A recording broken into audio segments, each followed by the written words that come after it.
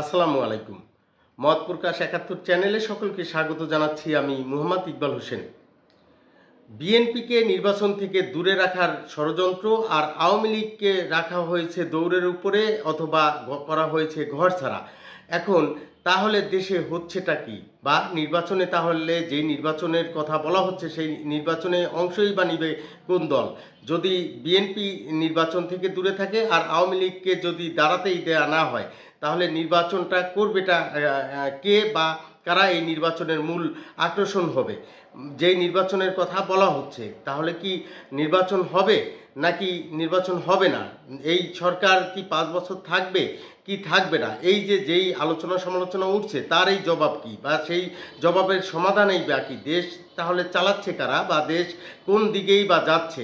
নানান প্রশ্নের মুখোমুখি কিন্তু এখন হচ্ছেন এই সরকারে থাকা এই অন্তর্বর্তীকালীন সরকার, অথবা এবং তার এই সরকারের পেছনে যে রয়েছে যে যারা, তারাও কিন্তু এই প্রশ্নের মুখোমুখি হচ্ছেন। এখন প্রশ্নটা হলো যে এই বিএনপির এই কথা যে উঠলো, নিশ্চয়ই তো অবশ্যই তো কোনো কারণ রয়েছে। এখন এই কথা উঠলো কিভাবে? এই কথা আমরা গণমাধ্যমে দেখেছি যে বিএনপির ভাইস চেয়ারম্যান শামসুজ্জামান দুদু তিনি কিন্তু বলেছেন যে বিএনপিকে নির্বাচন থেকে দূরে রাখার অপচেষ্টা চলছে।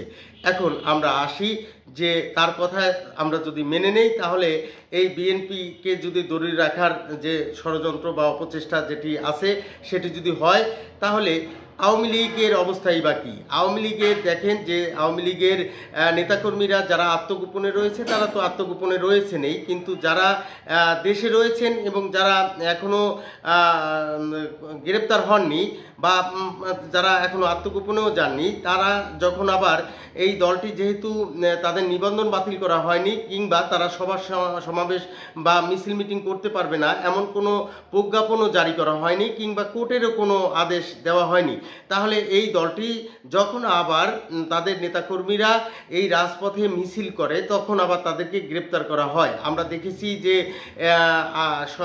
15 এপ্রিল ঢাকার রামপুরা অঞ্চলে একটি আওয়ামী লীগের একটি মিছিল করা হয়।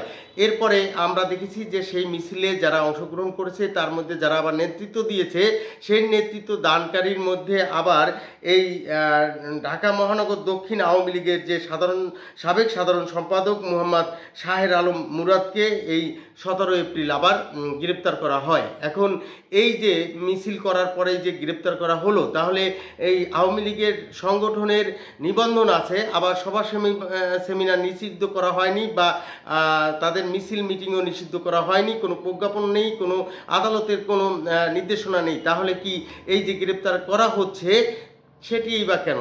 সেটি তো এখন আমরা যদি বিশ্লেষকদের আলোচনায় যাই, তাহলে কিন্তু তারা অনেক বিশ্লেষকই কিন্তু এটিকে মনে করেন যে আওয়ামী লীগ যাতে ওই নির্বাচনে ঘুরে দাঁড়াতে না পারে সেটিরই একটি অংশ এই গ্রেপ্তার বা এই আতঙ্ক সৃষ্টি করা।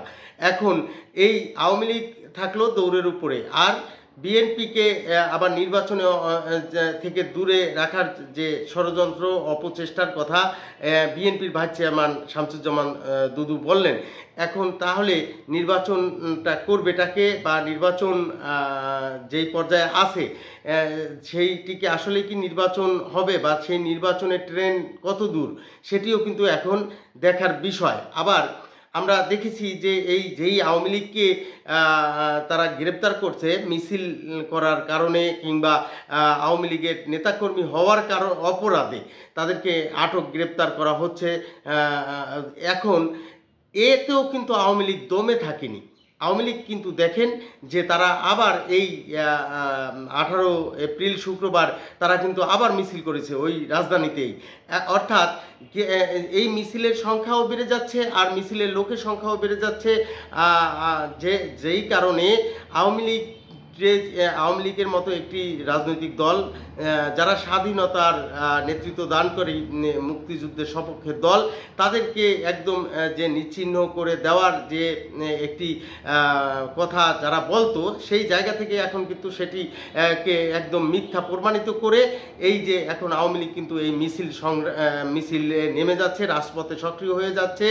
এখন যেই আওয়ামী লীগ সক্রিয় হচ্ছে, আবার দেখেন এখন আমরা শুনতে পাচ্ছি বিএনপি থেকে এই বিএনপিকে নির্বাচনে অংশ যাতে নিতে না পারে সেই অপচেষ্টাও নাকি হচ্ছে। তাহলে এখন দেশ আসলে কোন দিকে যাচ্ছে সেটি ভাবার বিষয়, এবং সেই বিষয়টি সরকারের পক্ষ থেকেও যে পরিষ্কার করবে সেটিও আমরা প্রত্যাশা করি। কেননা যে প্রথমত বিএনপির এই নেতার যে অভিযোগ, সেই অভিযোগের প্রেক্ষিতে সরকার যে নির্বাচন অনুষ্ঠান করবে তার মতামত কী। আবার আওয়ামী লীগের নিবন্ধন বাতিল হয়নি, সভা সেমিনার মিটিং মিছিল নিষিদ্ধের কোনো প্রজ্ঞাপন হয়নি, তাদেরকে মিছিল মিটিংয়ে বাধা দেওয়া কিংবা মিছিল মিটিং করলে যে গ্রেপ্তার করা সেটিই বা কেন, সেই প্রশ্নের জবাব সরকার নিশ্চয়ই দিবে। এবং সরকারের ভিতরে আবার কোনো পক্ষপাত দৃষ্টি আছে কিনা সেই নিয়েও কিন্তু মানুষের প্রশ্ন উঠেছে। কেননা এই নির্বাচনের যে লাগাম সেটি টেনে ধরার জন্য কিন্তু এই এনসিপি যে কথা বলছে তারাই যথেষ্ট। কারণ এনসিপি যে নির্বাচনকে বিলম্বিত করতে চায় সেটি তাদের দলের কথায় আমরা কিন্তু বুঝতেই পারছি।